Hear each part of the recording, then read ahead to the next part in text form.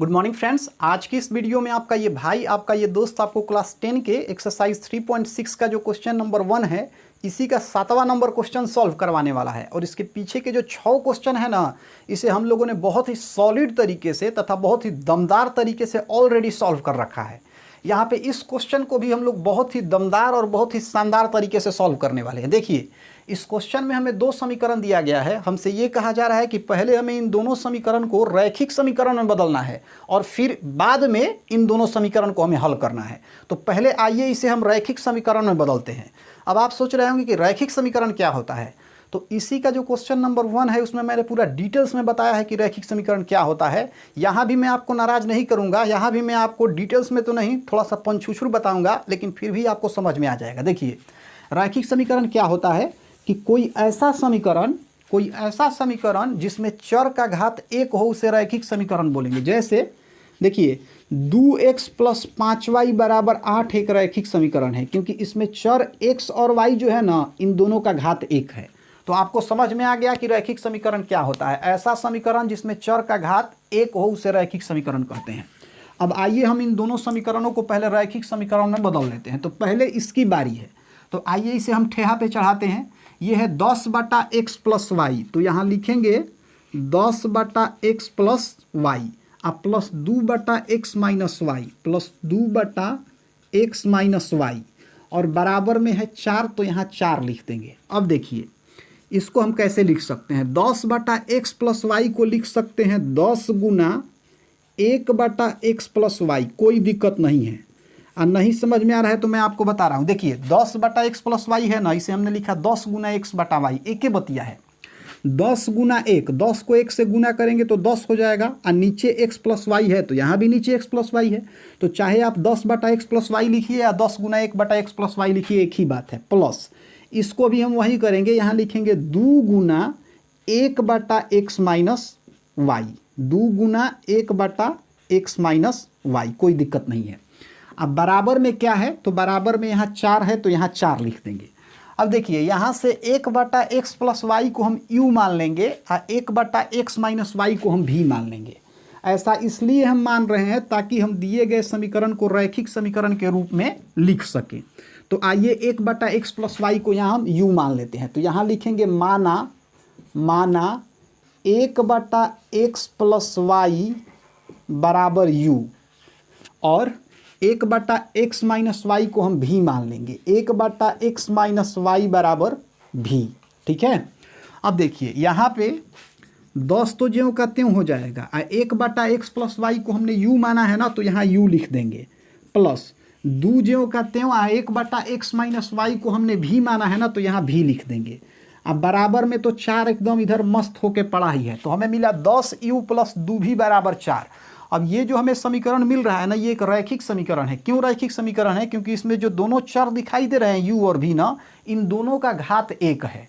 तो अब हम बोल सकते हैं कि ये एक रैखिक समीकरण है। अच्छा, चाहे तो इसको हम और छोटा भी कर सकते हैं। देखिए, हम इन दोनों में से 2 कॉमन निकाल लेंगे, तो यहाँ हम लिखेंगे 2। अब यहाँ है 10u, तो 2 में कितना से गुना करें कि 10u आ जाए, तो 2 में 5u से गुना करेंगे तो 10u आ जाएगा। अब यहाँ है 2, यहाँ है 2 भी, तो 2 में कितना से गुना करें कि 2 भी आ जाए, तो 2 में भी से गुना करेंगे तो 2 भी आ जाएगा। अब बराबर में है 4। अब 5u + v को अगर बाहर खींचे ना, तो 2 हुआ के 4 के नीचे गिर जाएगा। देखिए, यहाँ से लिखेंगे 5u + v, 5u + v, अब बराबर में यहाँ 4 है, इसके नीचे 2 हुआ के गिर गया। अब 2 से 4 2 बार में कट जाएगा, तो हमें मिला 5u + v बराबर 2। यहाँ लिखेंगे 5u + v बराबर 2, और यही हो जाएगा हमारा समीकरण। अब यहाँ पे हमें ऐसा समीकरण प्राप्त हुआ जो कि एक रैखिक समीकरण है। तो एक ठो रैखिक समीकरण तो हमने तैयार कर लिया। अब इसकी मदद से हम दूसरा रैखिक समीकरण तैयार करेंगे। तो आइए पहले इसे हम ठेहा पे उतारते हैं। तो ये जो हमारा समीकरण है, ये है 15/x + y। तो यहाँ हम लोग लिखेंगे 15/x + y, और इसके बाद है -5/x - y, -5/x - y, और बराबर में क्या है, तो बराबर में है -2। अब इसमें भी हम वही जुगाड़ भिड़ाएंगे। देखिए, 15/x + y है ना, तो इसे लिख सकते हैं 15 × 1/x + y, कोई दिक्कत नहीं है। अब इसके बाद यहाँ माइनस 5/x-y को लिख सकते हैं 5 गुना 1/x-y, कोई दिक्कत नहीं है, बराबर।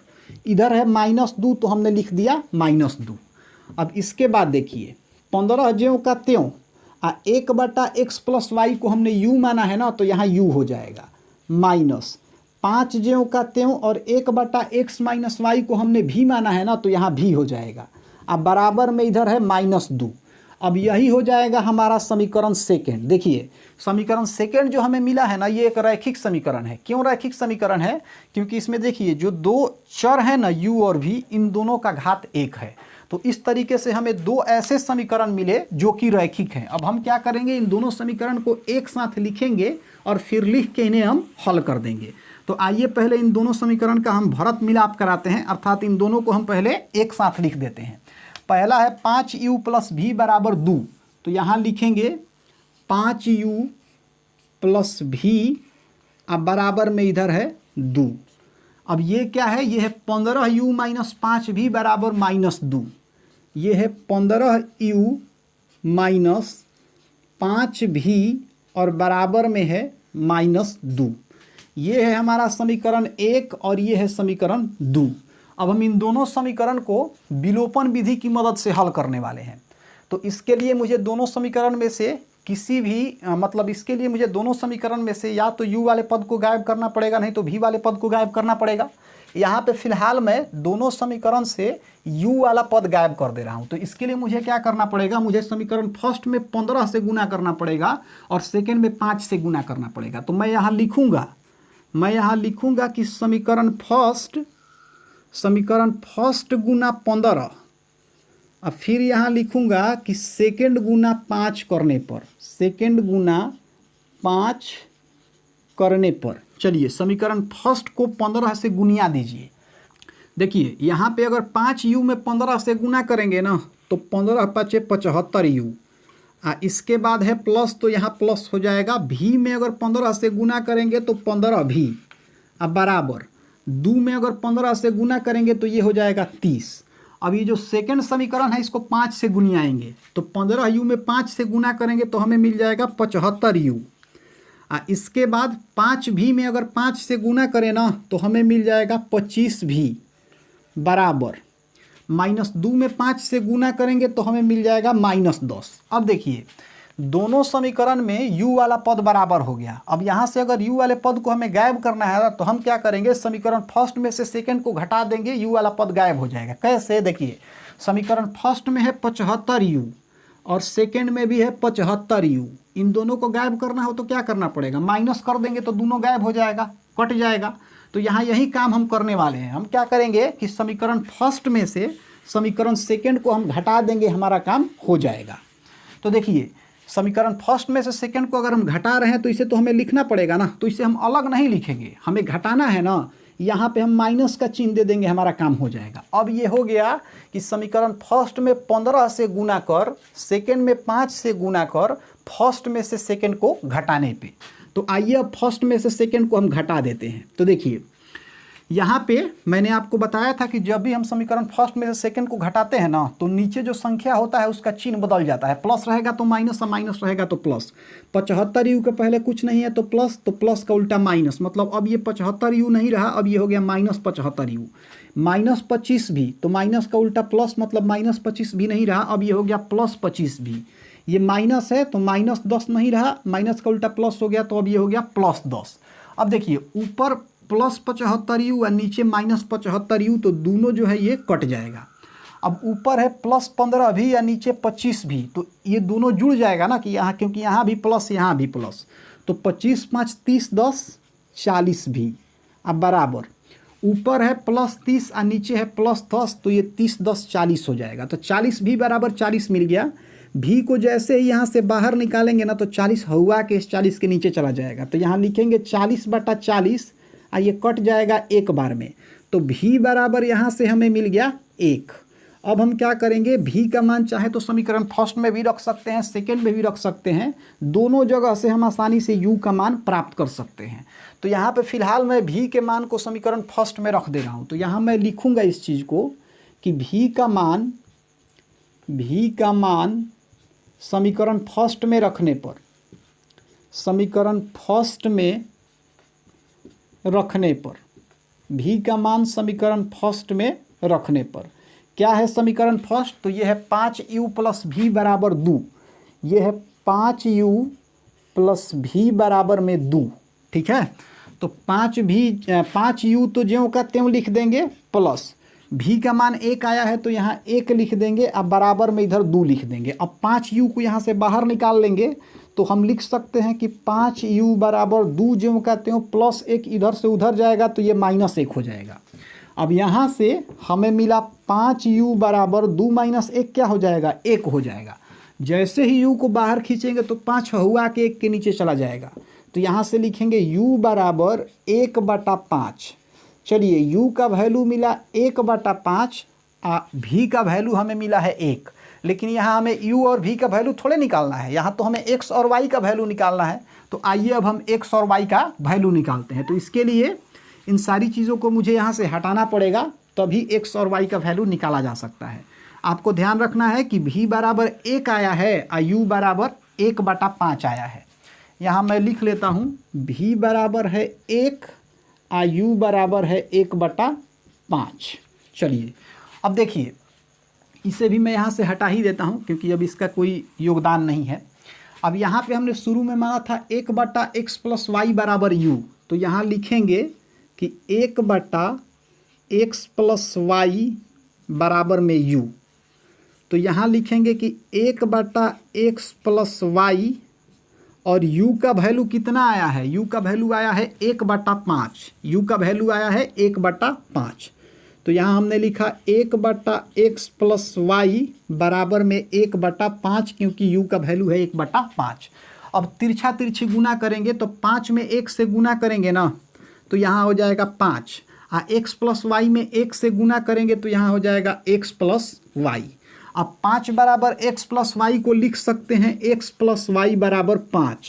x प्लस वाई बराबर 5। ठीक है, तो हमें यहाँ मिला x प्लस वाई बराबर 5। अब इसको भी हमें एक समीकरण बनाना पड़ेगा, तो इसको चलिए हम समीकरण 3 मान लेते हैं, क्योंकि 1-2 वाला खेला तो पहले ही हो चुका है। अब यहाँ से हमें एक समीकरण मिल गया। अब देखिए यहाँ है 1/x माइनस वाई बराबर v, तो यहाँ लिखेंगे कि 1/x माइनस वाई बराबर में v। तो 1/x माइनस वाई ज्यों का त्यों, अब v का वैल्यू कितना आया था? तो v का वैल्यू आया था 1। अब फिर तिरछा तिरछी हम गुनियाएंगे इसको, तो आइए तिरछा तिरछी गुनिया देते हैं। तो यहाँ से 1 में 1 से अगर हम गुना करेंगे तो हमें मिल जाएगा 1, और 1 में x माइनस वाई से गुना करेंगे तो हमें मिलेगा x माइनस वाई। अब 1 बराबर x माइनस वाई को लिख सकते हैं x माइनस वाई बराबर 1, कोई दिक्कत नहीं है, और ये हो जाएगा हमारा समीकरण 4। अब हम समीकरण 3 और 4 को हल कर देंगे ना, तो यहाँ से आसानी से हम x और y का मान निकाल सकते हैं। तो आइए अब हम समीकरण 3 और 4 का भरत मिलाप कराते हैं, अर्थात इन दोनों समीकरण को आइए हम एक जगह लिख देते हैं। तो इस चीज़ को मैं यहाँ से हटा दे रहा हूँ क्योंकि यहाँ जगह उतना एक्स्ट्रा है नहीं। तो यहाँ पे पहला समीकरण है x प्लस वाई बराबर 5। x प्लस वाई बराबर है 5, और दूसरा समीकरण है x माइनस वाई बराबर 1। x माइनस वाई बराबर 1। अब हम फिर क्या करेंगे? फिर हम यहाँ पे इन दोनों समीकरण को विलोपन विधि की मदद से हल कर देंगे। तो इसके लिए मुझे दोनों समीकरण में से या तो x वाला नहीं तो y वाला पद गायब करना पड़ेगा। किसी भी पद को गायब कर सकते हैं, मैं यहाँ y वाले पद को गायब कर दे रहा हूँ। तो y वाले पद को गायब करने के लिए मुझे क्या करना पड़ेगा? मुझे समीकरण फर्स्ट में सेकेंड को जोड़ना होगा। क्यों जोड़ना होगा? देखिए, समीकरण फर्स्ट में हमारे पास है y और सेकेंड में है माइनस वाई। क्या करें कि y यहाँ से गायब हो जाए, कट कुट जाए, तो क्या करेंगे हम? बीच में अगर प्लस का चिन्ह दे देंगे तो y का कहानी खत्म हो जाएगा। देखिए y जो कहते हैं प्लस माइनस माइनस y खत्म, मतलब यहाँ हम प्लस करेंगे अर्थात जोड़ेंगे। तो समीकरण फर्स्ट में हम सेकेंड को जोड़ेंगे ना, तो हमारा काम बन जाएगा। तो यहाँ लिखेंगे कि समीकरण फर्स्ट प्लस सेकेंड से, समीकरण फर्स्ट प्लस सेकेंड से, समीकरण फर्स्ट क्या है? तो x प्लस वाई बराबर 5, x प्लस वाई बराबर 5, और सेकेंड क्या है? x माइनस वाई बराबर 1, x माइनस वाई बराबर 1। अब आइए इसको सॉल्व कर देते हैं, हमें जोड़ना है ना। तो देखिए x आ x हो जाएगा 2x, आइए प्लस वाई और माइनस वाई कट जाएगा।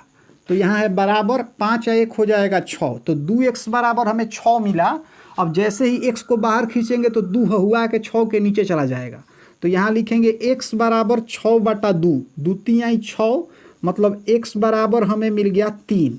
अब यहाँ से x के मान को चाहे तो हम समीकरण फर्स्ट में भी रख सकते हैं, सेकेंड में भी रख सकते हैं, दोनों ही जगह से हम y का मान आसानी से निकाल सकते हैं। अब यहाँ पे फिलहाल हम x के इस मान को ले जाके समीकरण फर्स्ट में रख देंगे। क्या है समीकरण फर्स्ट? तो यह है x प्लस वाई बराबर 5। यहाँ लिखेंगे कि x प्लस वाई बराबर 5। अब देखिए x बराबर तो 3 आया है ना, तो x के जगह पे 3 रखेंगे प्लस वाई बराबर 5। अब यहाँ से अगर हम y को बाहर कर दें तो लिख सकते हैं y बराबर 5 ज्यों का त्यों, 3 इधर से उधर जाएगा तो ये हो जाएगा -3। तो y बराबर हमें मिला 5 - 3 बराबर 2।